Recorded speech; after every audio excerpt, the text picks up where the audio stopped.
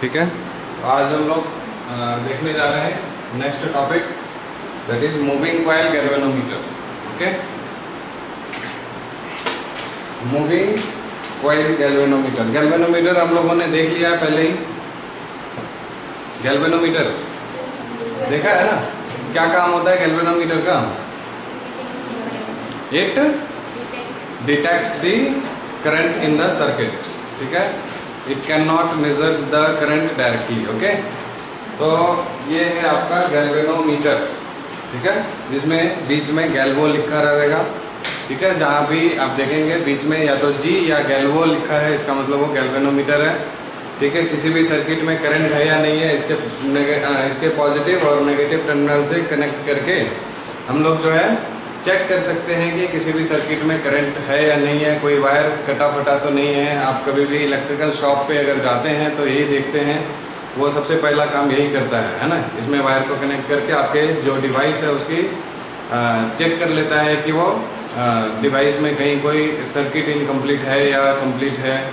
ठीक है, तो ये है। ठीक, तो इसमें जनरली क्या होता है, मोस्ट ऑफ द गैल्वेनोमीटर में ये बिल्कुल बीच में जो है जीरो डिफ्लेक्शन होता है, और इधर लेफ्ट और इधर राइट, है ना। तो दो तरीके, या मतलब इसमें दो तरह से डिफ्लेक्शन होता है। तो direction, depending on the direction of current, galvanometer deflects towards the particular direction. ठीक है, समझ गए? तो उसी का हम लोग कंस्ट्रक्शन और डिटेल्स पढ़ने के लिए जा रहे हैं। जो एक्चुअली ये जो होता है ये डीसी होता है, डीसी ऑपरेटेड है। ठीक है, मूविंग कॉइल गैल्वेनोमीटर, इसके भी टाइप्स होते हैं, बट हम लोगों को सिर्फ स्पेसिफिकली मूविंग कॉइल गैल्वेनोमीटर ही पढ़ना है। ठीक है, ओके। तो इसका जो प्रिंसिपल है, प्रिंसिपल क्या है कि एक अगर मैग्नेट के पोल पीसेस के बीच में, नॉर्थ और साउथ पोल के बीच में, ओके, नॉर्थ और साउथ के बीच में अगर हम एक कॉइल को रख दें, ठीक है, कैसे भी कॉइल को अगर हम लोग रख देंगे, ओके, और इस कॉइल में अगर करंट को फ्लो कराएंगे, सपोज करंट फ्लो कर दिया इस कॉइल के अंदर में, ठीक है, तो हम जानते हैं कि इसके ऊपर में टॉर्क लगता है और इसकी वजह से ये रोटेट होगा। ओके, समझ आ रही बात? तो इसको ये ऐसा क्यों होता है? क्योंकि ध्यान से देखिएगा इस बात को, ये this is north and south pole, यानी कि इसकी वजह से एक्सटर्नल मैग्नेटिक फील्ड होगी from north to south. Okay, ठीक है, और जैसे ही इसमें करंट पास करेंगे, कोई भी एक कंडक्टर है या कॉइल है, ठीक है, जैसे ही करंट पास करेंगे तो ये एक बार मैग्नेट की तरह बिहेव करने लग जाएगा, है ना। इसमें मैग्नेटिक प्रॉपर्टी आएगी करंट जैसे ही पास करेंगे। तो ये मैग्नेट में भी मान लीजिए सपोज नॉर्थ और साउथ डायरेक्शन में इस तरह से मतलब ये मैग्नेट की तरह बिहेव करने लगे तो नॉर्थ और साउथ पोल जनरेट होगा। ठीक है, तो ये नॉर्थ पोल और ये साउथ पोल अट्रैक्ट होगा, ये नॉर्थ पोल और साउथ पोल अट्रैक्ट होगा। इसकी वजह से क्या होगा कि इसमें क्या होगा, अरे एक मैग्नेट है, ठीक है, और उसके अंदर में दूसरा मैग्नेट है, तो दोनों में क्या होगा, अट्रैक्शन या रिपल्शन होगा। तो अट्रैक्शन या रिपल्शन होगा तो ये मूव करेगा कि नहीं करेगा?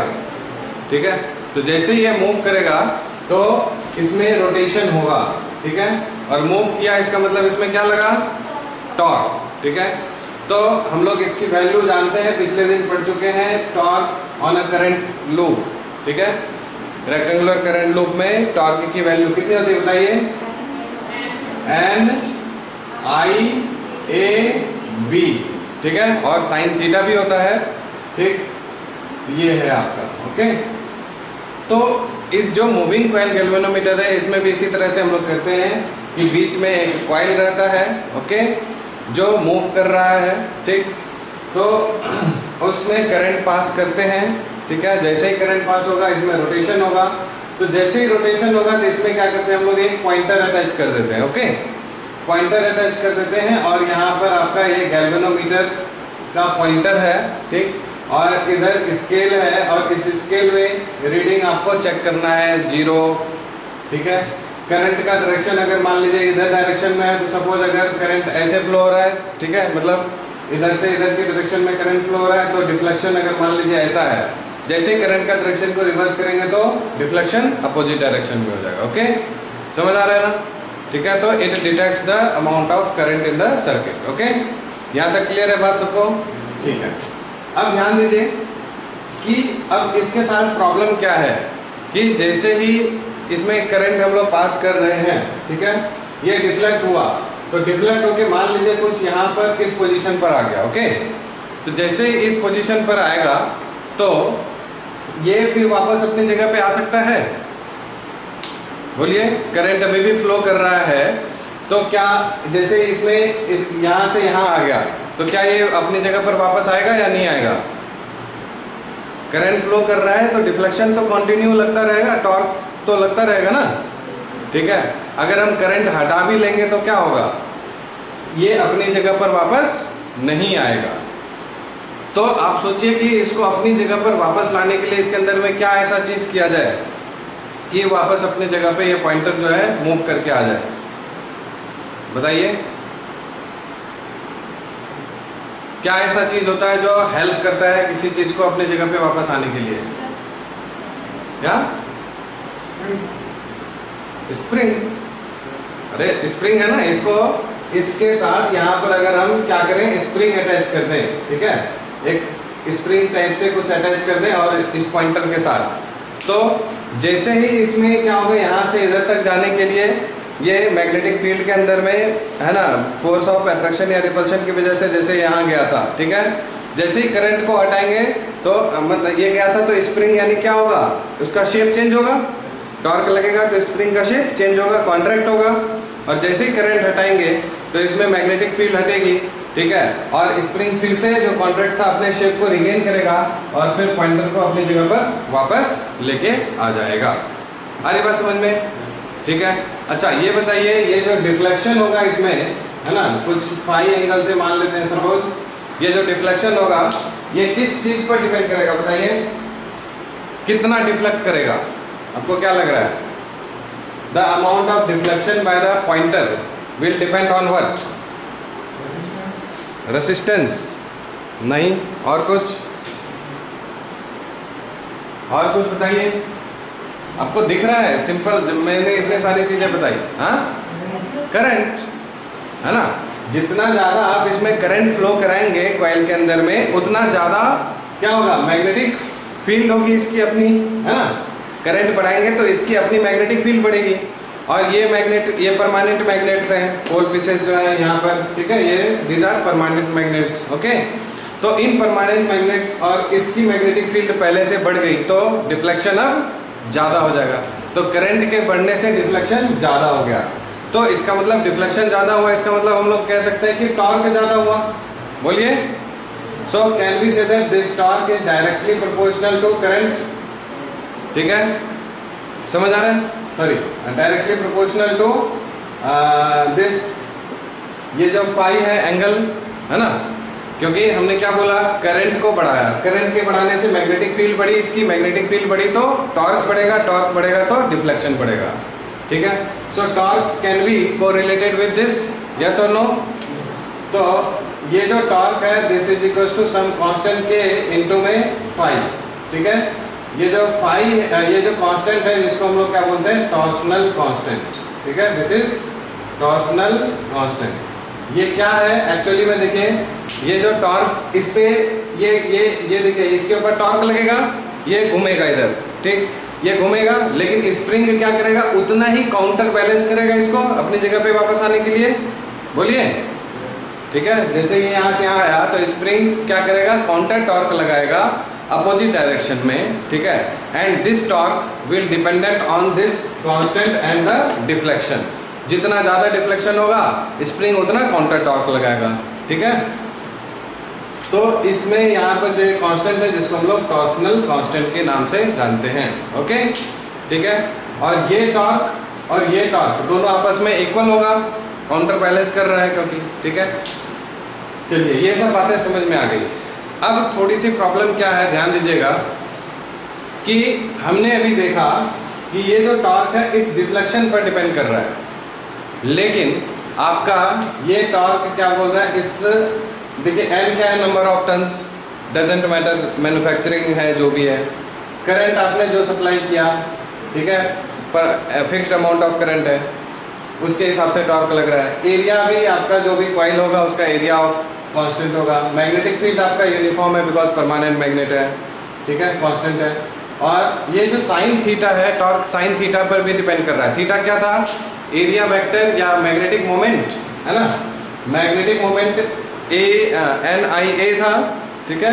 और मैग्नेटिक फील्ड, एक तरह से आप ये भी बोल सकते हैं करंट और मैग्नेटिक फील्ड के डायरेक्शन के बीच का एंगल था, या एरिया वेक्टर और मैग्नेटिक फील्ड के बीच का एंगल था।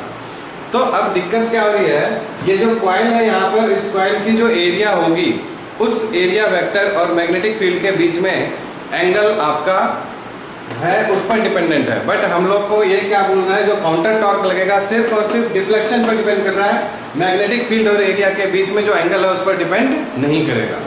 आ रही बात समझ में? ठीक है, एरिया और मैग्नेटिक फील्ड के बीच में जो एंगल है उससे इस टॉर्क को, स्प्रिंग वाले टॉर्क को, काउंटर टॉर्क को कोई लेना देना नहीं है। आ रही बात समझ में? बोलिए। तो इसका मतलब है कि आपको इस साइन थीटा को इंडिपेंडेंट करना पड़ेगा, यानी थीटा की वैल्यू को 90 अगर कर दे तो ये काम हो जाएगा हमेशा। हमेशा अगर थीटा यानी एरिया वेक्टर और मैग्नेटिक फील्ड के बीच में अगर एंगल 90 डिग्री हो गया तो साइन 91 हो जाएगा, तो ये काम इंडिपेंडेंट हो जाएगा। यस और नो? ठीक है। तो ऐसा क्या करें कि मैग्नेटिक फील्ड जो है आपको एरिया वेक्टर के परपेंडिकुलर बने, ठीक है। तो इसके लिए हमारा जुगाड़ ये है कि ये जो आपका क्या बोलते हैं मैग्नेट है, मैग्नेट के जो पोल पीसेस हैं इनको हम लोग क्या करते हैं, कॉनकेव शेप में कन्वर्ट कर देते हैं, ठीक है। ये एक सिलेंड्रिकल मैग्नेट है, उसको हमने कट करके क्या किया, कॉनकेव शेप का बना दिया, ओके, ठीक है। और ये कॉनकेव शेप आपको क्या करता है, एक रेडियल मैग्नेटिक फील्ड देता है, ओके, ऐसे रेडियल मैग्नेटिक फील्ड। इसका दो काम है। रेडियल मैग्नेटिक फील्ड ये क्या करता है, एक तो ये रेडियल मैग्नेटिक फील्ड जो है दिस इज यहाँ पर एक सॉफ्ट आयरन कोर होता है जो जिसकी वजह से यहाँ पर मैग्नेटिक फील्ड रेडियल होती है। ये सॉफ्ट आयरन कोर मतलब जिसके ऊपर कॉइल को जो हम लोग रैप करते हैं ना, वो क्या होता है, फेरोमैग्नेटिक सब्सटेंस होता है, ठीक है। फेरोमैग्नेटिक सब्सटेंस, जैसे उसमें करंट पास करेंगे तो उसके अंदर में मैग्नेटिक प्रॉपर्टी आएगी। उसी का काम है कि ये जो यहाँ से फील्ड्स आएंगी वो कैच जो करेगा तो रेडियली आएगी इसके ऊपर, ठीक है। So it provides radial magnetic field जिसके ऊपर मैं कॉइल को रैप किए हैं। तो पहला, it provides radial magnetic field and also increases the strength of magnetic field. तो ये भी क्वेश्चन पूछा जा सकता है, what is the use of soft iron core on which the coils are wrapped, ठीक है। तो मेनली आपको यहाँ से जो सोर्स से जो रेडियल मैग्नेटिक फील्ड आना चाहिए, ठीक है, वो किस वजह से आएगा, इसको हम लोग कॉनकेव शेप का कट करेंगे, ठीक है, ओके, समझ आ रही बात? ओके। तो यहाँ से अगर हम रेडियल मैग्नेटिक फील्ड को अंदर की तरफ लेके आ रहे हैं, अब आप अगर एरिया वेक्टर की बात करेंगे तो ध्यान से समझिएगा। मैग्नेटिक फील्ड देखिए क्या हो रहा है, मैग्नेटिक फील्ड ऐसे आ रहा है, ठीक, और कॉइल का ऐसा है, ठीक है, मैग्नेटिक फील्ड ऐसा, और उसका जो कॉइल का जो एरिया वेक्टर होगा वो इस तरह से हो गया, यहाँ पर ऐसे दिख रहा है आपको, ठीक है। तो मैग्नेटिक फील्ड और एरिया के बीच में कितना हो गया एंगल, 90 डिग्री, ठीक है, ये वाला। उसी तरह से अगर यहाँ से ऐसे मैग्नेटिक फील्ड आपका ऐसा आ रहा है रेडियल ऐसे, ठीक है, तो इसका जो कॉइल का जो लूप होगा वो ऐसा कन्वर्ट हो जाएगा। ये देखिए पॉइंटर के डायरेक्शन में, पॉइंटर जो होगा आप समझ सकते हैं ना, पॉइंटर जो हमेशा अटैच्ड होगा, ठीक है, कॉइल के ऊपर में परपेंडिकुलर नहीं होगा ना। जैसे ये कॉइल है अगर हमारा, उसके ऊपर हमने पॉइंटर को अटैच किया है, तो कॉइल के ऊपर ये जो पॉइंटर है वो हमेशा एरिया वेक्टर का डायरेक्शन देगा, यस और नो। जैसे ये कॉइल रोटेट करेगा तो ऐसा हो जाएगा, ऐसा हो जाएगा, होगा या नहीं होगा, बोलिए। तो यानी कि पॉइंटर को आप मान लीजिए यहाँ पर कि it is the direction of area vector. तो जैसे ही पॉइंटर यहाँ पर आया तो देखिए मैग्नेटिक फील्ड आपका ये वाला है, फिर से मैग्नेटिक फील्ड और एरिया के बीच में एंगल कितना है, 90 डिग्री है, बोलिए, समझ आ रही बात? तो अब यहाँ से आपका ये प्रॉब्लम सॉल्व हो गया कि थीटा पर डिपेंड नहीं कर रहा है, ठीक है। तो ये सारी बातें इसके कंस्ट्रक्शन से रिलेटेड थे। अगर आपको ये सब बातें मुश्किल लग रही है, ठीक है, ऐसा लग रहा है कि काफ़ी टफ है, तो आप बस जो NCERT में लिखा है सिंपली आप बस इतना जानिए कि इसका कंस्ट्रक्शन ये है, ये NCERT है, बट इस कंस्ट्रक्शन के पीछे लॉजिक्स जो थे वो मैंने आपको यहाँ पर बताया, ठीक है। अगर ये आपको नहीं समझ आ रहा है कोई बात नहीं, पेपर में ये CBSE का काफ़ी इंपॉर्टेंट टॉपिक है, ठीक है, फेवरेट टॉपिक है। ऑलमोस्ट हर साल इससे क्वेश्चन पूछा जाता है 5 मार्क्स का या 3 मार्क्स का या कुछ ना कुछ, ठीक है। तो इस बार भी पूछने के चांसेस हैं। तो आपको एनसीईआरटी में सिर्फ इसका ऐसे लिखा हुआ है कि ये works on the principle of क्या क्या इसका प्रिंसिपल है कि जब इसको हम लोग किसी भी करंट कैरिंग कॉइल को मैग्नेटिक फील्ड में रखेंगे तो इसके ऊपर में टॉर्क लगता है जिसकी वजह से वो रोटेट होता है। पहली बात ये। दूसरी बात ये जो है इसके मैग्नेट के 4 पीसेस हैं, ठीक, ओके। और ये मैग्नेट आपको सिलेंड्रिकल रेडियल मैग्नेटिक फील्ड देता है, ठीक है, इस तरह से ऐसे समझ गए। ये आपका magnetic field, radial magnetic field provide करता है, ठीक है, ओके। उसके बाद ये जो है आपका एक सॉफ्ट आयरन कोर है। सॉफ्ट आयरन कोर कैसा है? सिलेंड्रिकल शेप में है। ये कौन सा व्यू है आपका? टॉप व्यू है, ठीक है। ये ऊपर से आप देखिए, जब ऊपर से एक सिलेंडर को देखेंगे तो आपको कैसा दिखेगा? ये सर्कल दिखेगा। इसी सिलेंडर के ऊपर में कॉइल्स, रेक्टेंगुलर कॉइल्स रैप किए हुए हैं ना। जैसे इसके ऊपर कॉइल रैप करेंगे तो कैसा शेप बनेगा? रेक्टेंगल बनेगा कि नहीं? और ये वही हो गया रेक्टेंगुलर करंट कैरिंग कॉइल को हमने मैग्नेट के पोल पीसेस में रखे हैं तो टॉर्क कितना लगेगा? वही है ना ये डेरिवेशन, ठीक है। तो ये आपका रेक्टेंगुलर ये क्या बोलते हैं, सॉफ्ट आयरन कोर है। उसके ऊपर में इस कॉइल्स को, ये जो देख रहे हैं कॉइल्स को ऐसे रैप किया हुआ है, रेक्टेंगुलर कॉइल। और ये इसमें बीच में क्या दिख रहा है आपको? बोलिए। ये स्प्रिंग है ना, स्प्रिंग। और इसी स्प्रिंग के साथ क्या कनेक्टेड है बताइए? पॉइंटर, है ना। समझ आ रहा है सबको? ठीक। तो इसी स्प्रिंग के साथ ये पॉइंटर कनेक्टेड है। और ये है स्केल जहाँ पर 0 है और इधर 30 और इधर भी 30 ऐसे करके गैल्वेनोमीटर में रहता है। तो गैल्वेनोमीटर की रीडिंग के लिए वहाँ पे इस तरह से दिया हुआ है, ओके। तो अब यहाँ तक समझ आ गया कंस्ट्रक्शन। ये एनसीईआरटी में बस यही लिखा हुआ है कि ये चीज़ें हैं, ठीक है। इस तरह से इसको बस है, इसके पीछे कोई लॉजिक क्या है नहीं है वो नहीं बताया, ठीक है। क्लियर है इतना सबको? चलिए अब हम लोग इसका मैथमेटिकल पार्ट देख लेते हैं। अभी देखिए क्या हमने सीखा यहाँ पर कि ये टॉर्क और ये टॉर्क दोनों क्या होंगे? आपस में बराबर होंगे। तो बराबर होंगे तो हम लोग यहाँ से बोल सकते हैं K × phi that is equals to NIAB sine theta, okay. जहाँ पर N क्या है? Total number of turns, I क्या है? करंट, और A क्या है? एरिया ऑफ द कॉइल, और B क्या है? कौन सा मैग्नेटिक फील्ड? इंटरनल या external? External magnetic field, okay. और क्या? Sine theta. तो अभी हमने थीटा को क्या किया है? 90 डिग्री कर दिया है ना। आ रही बात समझ में? ठीक है। तो यहाँ से इसको हम लोग हटा देते हैं, ये हमारा 1 हो गया है, ठीक है, क्योंकि थीटा इक्वल्स टू 90 डिग्री है। यहाँ से आप बोल सकते हैं इस फाई की वैल्यू क्या हो गई? NAB/K × I। अरे बात समझ में सबको? बोलिए। N number of turns constant है, A area of the coil constant, magnetic field constant, K तो ऑलरेडी एक कांस्टेंट था, ठीक है। तो आप देखिए ये जो डिफ्लेक्शन है, ठीक है, डिफ्लेक्शन जो है फाई हमारा कितना अमाउंट से गैल्वेनोमीटर का कॉइल डिफ्लेक्ट करेगा? This deflection is directly proportional to current. जितना ज़्यादा करंट होगा उतनी ज़्यादा डिफ्लेक्शन होगा। आई बात समझ में सबको? ठीक है। अब ये जो ब्रैकेट के अंदर में चीज़ें हैं इसको हम लोग बोलते हैं गैल्वेनोमीटर कांस्टेंट, ठीक है, गैल्वेनोमीटर कांस्टेंट। अब इसमें एक हमारा एक एक्सपेरिमेंट है इसके ऊपर में, जिसमें हम लोग जाके पढ़ेंगे फिगर ऑफ मेरिट वगैरह के बारे में, तो वहाँ पर मैं डिस्कस करूँगा इसके बारे में आगे, ठीक है। इसी कांस्टेंट से रिलेटेड है वो चीज़ 1/g करके, ठीक है। यहाँ तक क्लियर है सबको? कोई दिक्कत तो नहीं है समझने में? बोलिए। ठीक है। अब यहाँ एक टर्म आ जाता है, नया term, this is current sensitivity, okay. This is called current sensitivity, ठीक है। What is this? The ratio of deflection in the galvanometer, okay. क्या है? 5। डिफ्लेक्शन इन गैल्वेनोमीटर कितना है? 5। और per unit current 5/I। Okay, ये आई इधर आ गया तो क्या बनेगा बताइए, एन ए बी अपॉन के। So this term is called current sensitivity. Clear है सबको? Any problem? बोलिए ना। सो करंट सेंसिटिविटी क्या हो गया, डिफ्लेक्शन पर यूनिट करंट। ठीक है, एक और टर्म आता है वोल्टेज सेंसिटिविटी।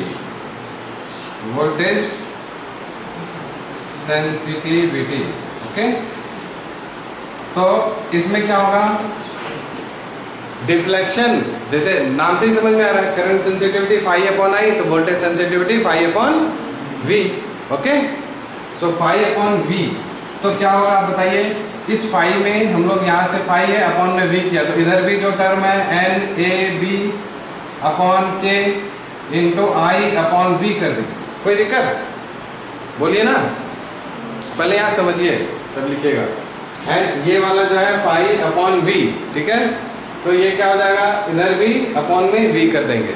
अब ये बताइए यहाँ पर जो ये क्वांटिटी आई अपॉन वी, ये क्या क्वांटिटी है, किस क्या बोल देंगे इसको, बता सकते हैं आप लोग? What is phi upon we?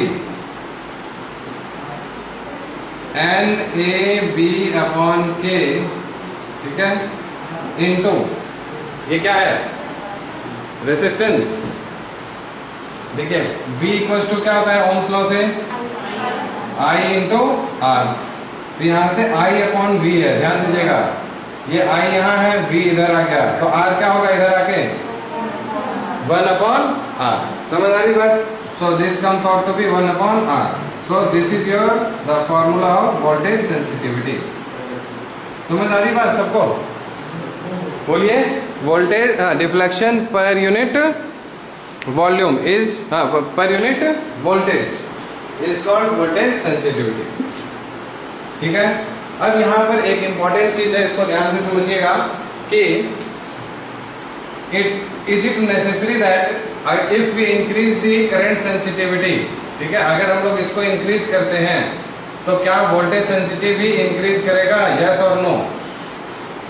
क्या होगा, बढ़ेगा या घटेगा? ठीक है, तो इसके बारे में आप लोग पहले समझिएगा, सोचिएगा। अभी मैं वैसे आपको जल्दीबाजी में इसको बता दे रहा हूँ, बाद में आप लोग इसको दिमाग लगाइएगा। देखिए, अगर मान लीजिए सपोज हमने करंट सेंसिटिविटी, ये क्वेश्चन सीबीएसई में आया हुआ भी है कि अगर हम करंट सेंसिटिविटी को बढ़ाते हैं तो वोल्टेज सेंसिटिविटी बढ़ता है या नहीं बढ़ता है, कोई ज़रूरी तो नहीं है। देखिए, अगर हम करंट सेंसिटिविटी को कैसे बढ़ा सकते हैं बताइए, phi upon I equals to N A B upon K. Area of coil constant है, मैग्नेटिक फील्ड कांस्टेंट है, के तो ऑलरेडी कांस्टेंट था, तो हम लोग क्या करते हैं, ठीक है, नंबर ऑफ टर्न्स को क्या कर देते हैं, सपोज डबल कर देते हैं या ट्रिपल कर देते हैं। अभी हम लोग डबल मान लिए, ठीक है, तो अगर n को डबल करेंगे तो फाई अपॉन आई जो हो जाएगा current sensitivity, it becomes 2 times phi upon I. तो करंट सेंसिटिविटी इंक्रीज किया कि नहीं किया, कर गया, ठीक है। लेकिन अगर हम नंबर ऑफ टर्न्स को डबल करते हैं, ठीक है, ठीक है, तो हमने क्या किया, नंबर ऑफ टर्न्स को n से 2n कर दिया था, ठीक। तो जैसे ही नंबर ऑफ टर्न्स को n से 2n किया तो करंट सेंसिटिविटी आपका देखिए क्या हो गया, यहाँ से ये सब चीजें कांस्टेंट है, तो सिर्फ n को 2n किया तो करंट सेंसिटिविटी बिकम्स 2 टाइम्स, है ना, यहाँ पर 2n हो जाएगा, तो ये पूरा 2 टाइम्स करंट सेंसिटिविटी इंक्रीज कर गया, ठीक है। लेकिन वोल्टेज सेंसिटिविटी के केस में क्या होगा कि अगर हमने नंबर ऑफ टर्न्स को n से 2n किया, ठीक है, तो नंबर ऑफ टर्न्स किसका, कॉइल का, है ना, तो कॉइल के नंबर ऑफ टर्न्स को अगर हम लोग डबल कर रहे हैं तो कॉइल का रेजिस्टेंस सेम रहेगा कि चेंज हो जाएगा, सेम रहेगा, चेंज हो जाएगा ना, क्यों, क्योंकि हम लोग जानते हैं resistance is directly proportional to length. अगर हमने नंबर ऑफ टर्न्स को डबल कर दिया तो लेंथ भी तो डबल हो गई, तो लेंथ डबल हुई तो रेजिस्टेंस डबल नहीं हो जाएगा, अरे बोलो। तो रेजिस्टेंस भी, ये भी क्या हो गया आपका 2 टाइम्स R हो गया, ध्यान दीजिएगा इस बात को, ठीक है। तो अब आप वोल्टेज सेंसिटिविटी की बात अगर करते हैं, यहाँ से देखिए ये क्या हो गया, एन ए बी अपॉन के, ओके, इंटू यहाँ पर n की जगह क्या आ गया, 2n हो गया, अरे नया वाला वोल्टेज सेंसिटिविटी, यहाँ पर n की जगह क्या आ गया, 2n ए बी अपॉन के, और 1 अपॉन r की जगह क्या हो जाएगा, 2r। तो ये 2 और ये 2 क्या हो जाएगा, कैंसिल। समझ आ रही बात? तो जो नया वोल्टेज सेंसिटिविटी है वो पुराने वाले के ही बराबर होगा, कोई चेंज नहीं होगा। तो यहाँ से आपको ये समझ में आ रहा होगा कि if we increase the current sensitivity it does not necessarily, है ना, impart that voltage sensitivity also increases. समझ ही नहीं आया किसी को? और भी तरीके से हम लोग बढ़ा सकते थे, ठीक है। हो सकता है ऐसा कि हमने क्या किया, करंट को चेंज किया या एरिया और मैग्नेटिक फील्ड को चेंज किया, उस वजह से करंट सेंसिटिविटी आपका इंक्रीज किया, ठीक है। बट ये कोई ज़रूरी नहीं है कि आपने अगर करंट सेंसिटिविटी को बढ़ाया है तो वोल्टेज सेंसिटिविटी भी इंक्रीज करेगा। क्लियर है सबको? बोलिए। ठीक है, तो इसके बेस पे आपका एनसीईआरटी में एक क्वेश्चन है, क्वेश्चन नंबर 10, ठीक है। उसको देखिए थोड़ा, एक्सरसाइज में क्वेश्चन नंबर 10। तो ये क्लियर है सबको, मूविंग कॉइल गैल्वेनोमीटर, ठीक है, किस तरह से डिफ्लेक्शन कितना हुआ नहीं हुआ ये हम लोग को पता चल गया, ठीक है। तो मेनली फॉर्मूला है इसमें इम्पोर्टेंट, और कंस्ट्रक्शन प्रिंसिपल ये सब आपको वर्किंग ये सब याद रखना है, ठीक है। डेरिवेशन अगर आता है पेपर में तो ये ऐसे ही लिखना है, ठीक है।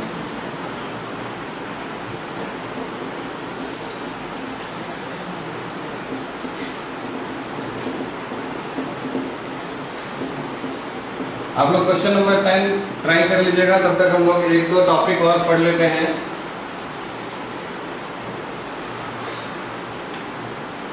This is conversion of galvanometer into ammeter, ठीक है। एमीटर क्या होता है? This is actually ampere meter, जो करंट को मेजर करने वाला डिवाइस होता है, एम्पियर मीटर, ठीक है, उसी को एमीटर बोलते हैं इन शॉर्ट। क्लियर? तो conversion of galvanometer to ammeter में हम लोगों को क्या देखना है? सबसे पहली बात आपको ये जानना है कि हम लोग क्यों कन्वर्ट कर रहे हैं। गैल्वेनोमीटर में करंट फ्लो होता है, करंट को वो डिटेक्ट करता है, ये हम लोग को मालूम है। तो उसको मेजर कर पाता है क्या गैल्वेनोमीटर? करंट को नहीं मेजर कर पाता, ठीक है। क्यों नहीं मेजर कर पाता है? तो इसके लिए दो लॉजिक है, दो कारण है। ये आपका अगर गैल्वेनोमीटर का पॉइंटर है, सपोज ऐसे, ठीक, ये आपका जीरो डिफ्लेक्शन है यहाँ पर, ओके।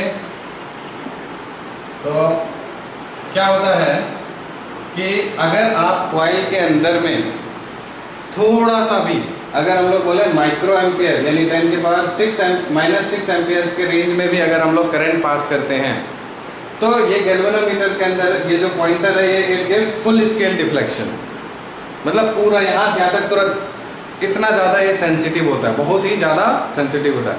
थोड़ा सा भी करंट मिलेगा पूरा एकदम खतरनाक तरीके से डिफ्लेक्ट हो जाता है, ठीक है। तो उसको करंट मेजर करने की एबिलिटी नहीं है उसके पास।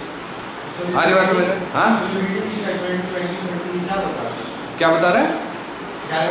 वो करंट है ना, उसमें आपको ये देखिए ना लिखा हुआ है, ये जैसे यहाँ पर इधर है 0, 10, 20, 30, ठीक है। वो अमाउंट ऑफ करंट बता रहा है वो, ठीक है, ठीक, मतलब 30 एम्पियर। ये अगर वो माइक्रो एम्पियर में भी हो सकता है, मिली एम्पियर में भी हो सकता है, एम्पियर में भी हो सकता है, ठीक है। तो एक्चुअली में वो करंट को, और वो एक्चुअल क्या है, इसको हम लोग दोनों चीज़ में कन्वर्ट कर सकते हैं, ठीक है। वोल्ट मीटर में भी कन्वर्ट कर सकते हैं और एमीटर में भी कन्वर्ट कर सकते हैं, ठीक है। तो जब इसको एमीटर में कन्वर्ट करेंगे तो करंट की रीडिंग को शो करेगा, ठीक है, और जब वोल्ट मीटर को के में कन्वर्ट करेंगे तो वोल्ट मीटर की रीडिंग को शो करेगा, ठीक है।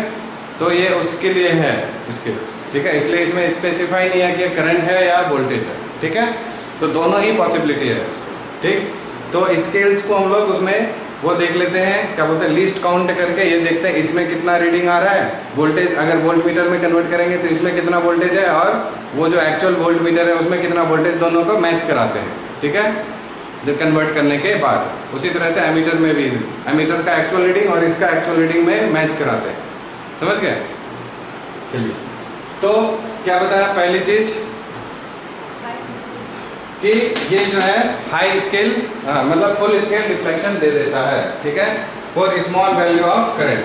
तो ये करंट को मेजर नहीं कर पाता है। दूसरी बात क्या है, मान लीजिए आप इसमें किसी भी सर्किट में, ठीक है, ये मान लीजिए रेसिस्टेंस है, ओके, और इसमें अगर आप क्या करना चाहते हैं, इस सर्किट में कितना अमाउंट ऑफ करंट फ्लो करेगा वो अगर आप जानना चाहते हैं तो इसमें क्या करेंगे, आप गैल्वेनोमीटर लगाएंगे सीरीज में।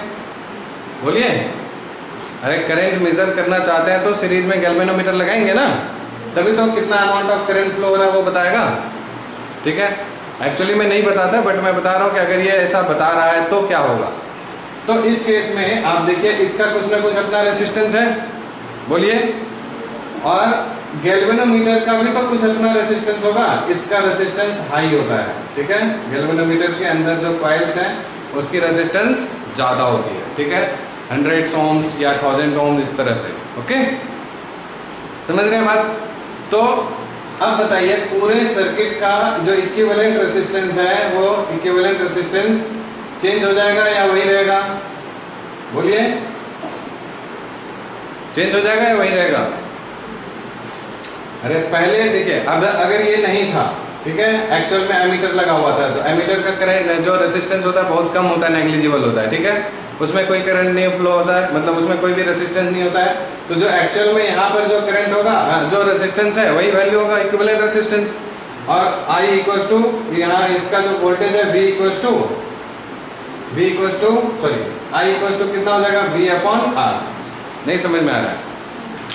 अरे अगर एमीटर लगा हुआ है तो क्या होगा कि यहाँ पर कितना वोल्टेज सप्लाई किया और इसका कितना रेसिस्टेंस है, ठीक, वो बता दिया, दोनों का रेशियो बता के यहाँ से एमीटर करंट डिटेक्ट कर लेता है सर्किट में। नहीं, अगर एमीटर की जगह पर यहाँ पर क्या किया है, वोल्टमीटर सॉरी गैल्वेनोमीटर लगा हुआ है, तो अब क्या होगा प्रॉब्लम कि क्योंकि गैल्वेनोमीटर का रेसिस्टेंस हाई होता है तो पूरे सर्किट का रेसिस्टेंस अब ज़्यादा हो गया कि नहीं हो गया, बोलिए, तो इक्विवेलेंट रेसिस्टेंस इतना हो गया। तो इसलिए अगर करंट की बात करें तो करंट कितना हो जाएगा, V अपॉन में RG प्लस में R हो जाएगा। तो पहले से वैल्यू ऑफ करंट की कम हो जाएगी या ज़्यादा हो जाएगी, ज़्यादा हो जाएगी, रेसिस्टेंस बढ़ गया ना, तो करंट अब क्या हो जाएगा, कम। तो क्या एक्चुअल करंट दे पाएगा गैल्वेनोमीटर, बोलिए, नहीं दे पाएगा, ठीक है। तो इस वजह से क्या करना पड़ेगा, कुछ ना कुछ तो करना पड़ेगा, कन्वर्ट तो करना है हम लोगों को। तो क्या चाहिए आपको, रिक्वायरमेंट क्या है आपकी, गैल्वेनोमीटर तो यहाँ लगेगा, लेकिन क्या रिक्वायरमेंट है आपकी, क्या करना चाहिए, ये क्या चाहिए, इसका रेसिस्टेंस ज़्यादा या कम, कम चाहिए, तभी तो बात बनेगी। अच्छा, रेसिस्टेंस कम करने के लिए क्या कर सकते हैं आप, इसके अंदर में जो नंबर ऑफ टर्न्स कॉइल है उसको चेंज नहीं कर सकते, ये मैन्युफैक्चर्ड है, ठीक है। अब इसके बाद एक्सटर्नली आप क्या ऐसा करेंगे कि इसका रेसिस्टेंस कम हो जाएगा, बताइए, हाँ, रेसिस्टेंस, हाँ क्या बोल रहे हो, करंट बढ़ाएंगे, करंट कैसे बढ़ा सकते हैं, करंट तो आपको मेजर करना है। अरे रेसिस्टेंस कम करने के लिए आपको देखिए बता रखा है ना कि अगर पैरेलल में, याद कीजिए, अगर एक रेसिस्टेंस 100 ओम है या 1000 ओम है मान लीजिए, और इसके साथ में अगर आपने 1 ओम का रेसिस्टेंस लगा दिया, ठीक है, तो इक्विवेलेंट रेसिस्टेंस जो आएगा वो कितना आएगा बताइए, इक्विवेलेंट रेसिस्टेंस कितना आएगा, 1 ओम से कम आएगा या ज़्यादा आएगा। ये देखो आप लोग 10th में पढ़े हैं, फिर चैप्टर 3 भी हो गया, फिर भी ये हालत है। पैरेलल में अगर कनेक्ट किया हुआ है तो जो रेसिस्टेंस इक्विवेलेंट रेसिस्टेंस आएगा जो छोटा होता है उससे भी कम वैल्यू आती है, होता है कि नहीं होता है, अरे बोलो। तो ये कितना भी बड़ा हो, ये 1000 हो, 10,000 हो, लाख हो, 10 लाख हो, कोई फर्क नहीं पड़ना है, ठीक है। ये छोटा सा आपको जितना चाहिए 1 एम्पियर 0.1 सॉरी 1 ओम 0.1 ओम 0.2 ओम जितना भी आपको चाहिए उतने ही ओम का आप पैरेलल में लगा दीजिए, तो इक्विवेलेंट रेसिस्टेंस उससे भी कम आएगा, आएगा या नहीं आएगा, बोलिए। तो इस वजह से हम लोग यहाँ पर क्या करते हैं, एक शंट रेसिस्टेंस लगा देते हैं, इसको हम लोग क्या बोलते हैं, RS, शंट रेसिस्टेंस। पैरेलल में जो लगाते हैं उसको इस मेथड को बोलते हैं शंटिंग, ओके, समझ आ रही बात? तो शंट रेसिस्टेंस पैरेलल में लगा देंगे तो अब आपका देखिए इक्विवेलेंट रेसिस्टेंस कितना आ जाएगा बताइए, बोलिए। इसका रेसिस्टेंस कितना है? आर जी, ठीक है। So R G into R S divided by R G plus R S, yes और नो, ठीक है। चलिए, तो यही होता है ना पैरेलल में अगर दो रेसिस्टेंस लगे हुए हैं तो इक्विवेलेंट रेसिस्टेंस का फॉर्मूला, ठीक है। तो यहाँ से आप देखिए are G into R S, ठीक है, और ये आर जी प्लस ये इसकी वैल्यू बहुत कम है 0.01 ओम या 0. कुछ भी इस तरह से, तो इसको आप नेग्लिजिबल मान सकते हैं और यहाँ पर सिर्फ आर जी लिख सकते हैं, बोलिए, ठीक है। तो इसको हम लोग नेग्लेक्ट कर दिया, ठीक है। तो आर जी कैंसिल हो गया, तो आप देखिए जो इक्विवेलेंट रेसिस्टेंस आया वो किसके बराबर आ गया? इसका शंट रेसिस्टेंस के बराबर आ गया, यानी कि कम हो गया, बोलिए, ठीक है। तो यही तो आपको चाहिए था कि आपको जो रेसिस्टेंस है इक्विवेलेंट रेसिस्टेंस कम मिले, कम मिल गया आपको, ठीक है। तो आपको समझ में आ गया कि अगर हम कभी भी गैल्वेनोमीटर को एमीटर में कन्वर्ट करना चाहते हैं तो क्या करना पड़ेगा? क्या करना पड़ेगा? एक गैल्वेनोमीटर के साथ एक शंट रेसिस्टेंस लगाना पड़ेगा, कम अमाउंट की रेसिस्टेंस के साथ। क्लियर है सबको? कोई दिक्कत तो नहीं है, बोलिए, ठीक है। तो उस केस में आपको इक्विवेलेंट रेसिस्टेंस इतना मिल गया, ठीक। तो आप इसका सर्किट डायग्राम ऐसे बना सकते हैं कि ये आपका galvanometer, this is resistance of galvanometer, ठीक है। इसको ये अभी था, ये क्या है? अभी गैल्वेनोमीटर है, ओके। इसको आप कन्वर्ट कर रहे हैं जब एमीटर में, तो एमीटर में कन्वर्ट करेंगे तो इसको हम लोग कैसे बना सकते हैं? दिस इज आर जी, ठीक है। और यहाँ पर हमने क्या किया, एक इसके पैरेलल में यहाँ पर शंट रेसिस्टेंस लगा दिया, दिस इज आर एस, ठीक है। And this entire setup becomes ammeter, okay. समझ आ रही बात सबको? This entire setup becomes ammeter, clear? बोलिए ना, ठीक है। तो इस केस में आप यहां से ये देख सकते हैं कि जो इसके अक्रॉस जो वोल्टेज होगा, कहां पर? पैरेलल में वोल्टेज सेम होता है, मालूम है सबको, ठीक है। तो जो वोल्टेज ड्रॉप होगा, है ना, जो शंट में शंट रेसिस्टेंस ये वाला जो वोल्टेज ड्रॉप होगा that is equals to voltage drop across galvanometer. ये वोल्टेज और ये वोल्टेज दोनों बराबर होगा कि नहीं होगा? पहले ये गैल्वेनोमीटर था और उसके बाद यहाँ पैरेलल में कनेक्ट किया तो वोल्टेज सेम होता है, क्लियर है कि नहीं? तो मान लीजिए यहाँ से हमने क्या किया, आई करंट दिया, ठीक है। एक्सटर्नली जो बैटरी से इसमें करंट आ रहा है दैट इज आई, ओके। तो यहाँ पर अगर आई गया तो इसमें कितना चले जाएगा? गैल्वेनोमीटर है तो आई जी, ठीक। और इसमें कितना हो गया? आई माइनस आई जी। नहीं समझ रहा सबको? पैरेलल में करंट डिवाइड होता है कि नहीं, ठीक है। तो यहाँ से आई निकला तो इसमें चले गया आई जी और इसमें आई माइनस आई जी, ठीक है। क्लियर इतना? तो इस जगह पर वोल्टेज कितना हो गया बताइए? Voltage across galvanometer this is I G into R G, ठीक है। अरे बोलो, आर जी इसका रेसिस्टेंस इंटू आई जी, और यहाँ पर वोल्टेज कितना? आई minus I G into R S. समझ आ रही बात सबको?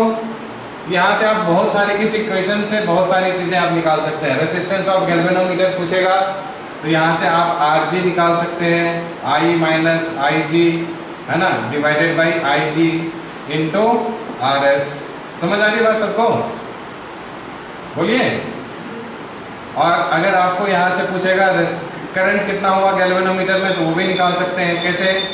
तो ये देखिए I into R S minus I G into R S equals to I G into R G, ठीक है। यहाँ से I into R S is equals to I G common आ गया, R G plus R S. ये उधर गया ना, बोलिए, समझ ही नहीं आ रहा है। यहाँ से आप क्या कर सकते हैं कि आई जी की वैल्यू निकाल सकते हैं, गैल्वेनोमीटर में कितना करंट फ्लो हो रहा है। So this is equals to I into R S और divided by R G plus RS। अरे बोलो, ये बहुत इंपॉर्टेंट है, ये सब न्यूमेरिकल्स इसके ऊपर पूछा जा सकता है, ठीक है, क्लियर है। चलिए, तो यहाँ से आप शंट रेसिस्टेंस की वैल्यू निकाल सकते हैं, ठीक है। क्या क्या निकल गया यहाँ से, रेसिस्टेंस ऑफ गैल्वेनोमीटर निकल गया, बोलिए।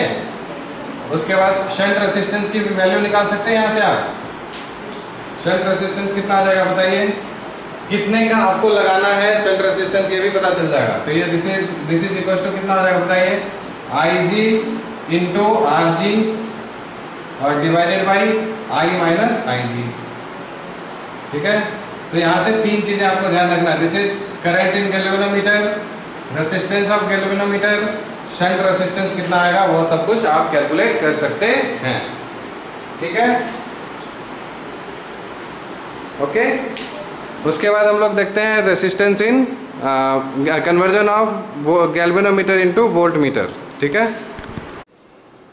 ठीक है। तो इसके बाद हम लोग देख लेते हैं conversion of galvanometer into voltmeter, ठीक है। This was conversion of galvanometer into ammeter, ठीक है। तो गैल्वेनोमीटर को जब हम लोग वोल्ट मीटर में कन्वर्ट करेंगे तो उसको, उसके लिए कंडीशन क्या है, so this is conversion of galvanometer into volt meter, okay. इसके लिए हमारा जो है कंडीशन क्या है गैल्वेनोमीटर में चेंज करने के लिए, उसको देखते हैं। Let us suppose this is actual circuit, जिसका रेजिस्टेंस R है और इसमें V वोल्टेज है। So we want to find the voltage drop across this R, so that's why we will use galvanometer connected in parallel, ठीक है। Parallel में एक galvanometer को कनेक्ट करेंगे जिसका रेजिस्टेंस RG होगा, ठीक है, और तभी हम लोग को इसके अक्रॉस वोल्टेज पता चलेगा, ठीक है। तो यहाँ से वोल्टेज निकलेगा, करंट निकलेगा, यहाँ से कुछ करंट इसमें जाएगा, ओके, गैल्वेनोमीटर में, और कुछ रेजिस्टेंस में जाएगा, ठीक है। तो एक्चुअली देखिए ध्यान से, अब यहाँ पर अगर एक्चुअल में वोल्ट मीटर लगा रहता, एक्चुअल सिचुएशन में अगर वोल्ट मीटर लगा रहता, ठीक है, तो इस तरह से वोल्ट मीटर लगा रहता तो आपको एक्चुअल वैल्यू मालूम हो जाती, वोल्टेज यहाँ पर कितना इसके अक्रॉस ड्रॉप हुआ है, ठीक है। जितना भी वोल्टेज ड्रॉप होगा ये R के अक्रॉस वो बता देगा। कारण क्या है कि यहाँ से जो वोल्ट मीटर है वो आपका, इसकी इनफाइनाइट रेसिस्टेंस होती है, ठीक है, बहुत ही ज्यादा रेसिस्टेंस होता है। इस वजह से इधर की तरफ ऑलमोस्ट नेग्लिजिबल करंट फ्लो होता है, ठीक है, और सारा का सारा करंट इस रेसिस्टेंस के थ्रू फ्लो हो जाता है, ठीक है। जितना ज्यादा रेसिस्टेंस होगा उतना कम करंट फ्लो करेगा इधर, तो almost negligible amount of current flow होता है, मैक्सिमम करंट यहाँ पर फ्लो हो जाता है। इस वजह से I इंटू R आपका जो वोल्टेज है यहाँ पर आपको शो कर देता है ये वोल्टेज वोल्ट मीटर, ओके। लेकिन इस केस में क्या होगा, जब हम लोग गैल्वेनोमीटर सिर्फ और सिर्फ गैल्वेनोमीटर को रखेंगे तो इसका कुछ ना कुछ रेसिस्टेंस होगा, बहुत ज्यादा हाई रेसिस्टेंस नहीं होता है, ठीक है, इसके इतना नहीं होता है, इसका हाई होता है बट इसके इतना नहीं होता है। तो इस वजह से कुछ ना कुछ रेसिस्टेंस होगा, तो यहाँ पर भी कुछ करंट फ्लो होगा, तो यहाँ पर भी ये वोल्टेज ड्रॉप होगा और यहाँ पर भी वोल्टेज ड्रॉप होगा, मींस जो है कुछ करंट ये भी ले लेगा, है ना, जिसकी वजह से एक्चुअल जो यहाँ पर वोल्टेज ड्रॉप होना था वो नहीं होगा, कुछ वोल्टेज ड्रॉप इधर भी हो जाएगा। तो इस वजह से, है ना, डायरेक्टली अगर आप क्या करेंगे, वोल्ट मीटर गैल्वेनोमीटर को कभी भी किसी भी सर्किट में लगाएंगे तो डायरेक्ट आपको ये रीडिंग नहीं दे पाएगा, ठीक है। इसलिए हम लोग को मेन मकसद क्या है हमारा, कि इसके, है ना, रेसिस्टेंस को और इंक्रीज करना, ठीक है। तब इसका रेसिस्टेंस वोल्ट मीटर के रेंज में अगर ले आएंगे तो ये हम लोग गैल्वेनोमीटर को हम समझेंगे कि ये वोल्ट मीटर की तरह एक्ट करने लग गया, ठीक है। तो इस वजह से इसको हम लोग कैंसिल करेंगे and this can be converted into like this, कि यहाँ पर क्या करेंगे, इसके रेसिस्टेंस वैल्यू को बढ़ाने के लिए आप लोग बताइए कैसे हम लोग रेसिस्टेंस बढ़ा सकते हैं इसका। This is the galvanometer and resistance of galvanometer Rg। सो इसके साथ हम लोग सीरीज में एक हाई वैल्यू ऑफ रेसिस्टेंस को कनेक्ट कर देंगे, ठीक है। सीरीज में एक हाई रेसिस्टेंस को कनेक्ट कर देंगे तो उसकी वैल्यू, रेसिस्टेंस की जो ओवरऑल नेट वैल्यू है वो इंक्रीज हो जाएगी, ठीक है। और ये इस तरह से इसमें करंट जो है, जो भी करंट होगा यहाँ से निकलेगा, इसमें आई करंट अगर गया तो इसमें कितना हो गया, Ig करंट जाएगा, तो इसमें कितना हो जाएगा, I माइनस Ig करंट जाएगा, ठीक है। इसके थ्रू गैल्वेनोमीटर में करंट जो गया उसको हम लोग Ig मान लिए और ये हो गया I माइनस Ig, ठीक है। तो अब क्या हुआ कि सीरीज में कनेक्ट करने से हम लोग जानते हैं रेजिस्टेंस इंक्रीज हो जाता है। So this is the form of converted galvanometer into voltmeter, ठीक है। तो ये सिचुएशन होगी। हम जानते हैं कि यहाँ पर जो वोल्टेज होगा और यहाँ पर जो वोल्टेज होगा, these two voltages are same, okay. So आप बोल सकते हैं कि जो वोल्टेज ड्रॉप होगा, ठीक है, यहाँ पर और यहाँ पर, this is equal to Ig, है ना, current in galvanometer into Rg plus capital G से डिनोट किया Rg प्लस ये R, okay. So this will be the total voltage drop, okay. Any problem? So यहाँ से आप अगर दो तीन चीजें हैं ये निकालना चाहते हैं अगर कि Ig की वैल्यू क्या होगी, तो वैल्यू ऑफ Ig गैल्वेनोमीटर में कितना करंट जाएगा, so this is equal to this V upon Rg plus R, okay. एक तो यहाँ से ये रिजल्ट आ गया। If you want to know that what is the resistance to be added in series with the galvanometer, तो यहाँ से देखिए हम लोग ये भी निकाल सकते हैं, V upon Ig equals to Rg plus R। So from here with this R can be found that V upon Ig minus Rg, okay. So this is the resistance of external resistance that to be connected in series with the voltmeter, in series with the galvanometer, okay. So यहाँ से ये सारी चीजें हैं आप लोग calculate कर सकते हैं इस तरह से। इसके बेस पे क्वेश्चंस दिया हुआ है, लास्ट के दो क्वेश्चन है, ठीक है, एनसीईआरटी की बैक एक्सरसाइज में, उसको हम लोग नेक्स्ट क्लास में डिस्कस करेंगे, ठीक है। लास्ट के दो क्वेश्चन एक्सरसाइज में जो भी दिया हुआ है, ठीक। आज टाइम हो गया है तो हम लोग नेक्स्ट क्लास में इसको डिस्कस करते हैं, ओके। Thank you.